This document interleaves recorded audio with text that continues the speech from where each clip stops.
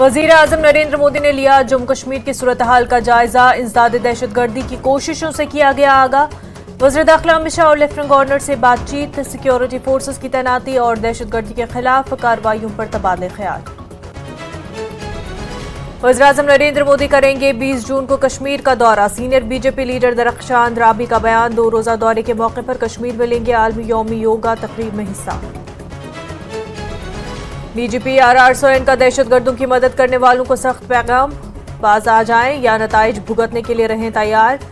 कहा, जम्मू में सिक्योरिटी सूरत हाल एक चैलेंज, मगर फोर्सेज इससे निपटने के लिए तैयार। जल्द किया जाएगा इन तमाम दहशतगर्दों का खात्मा।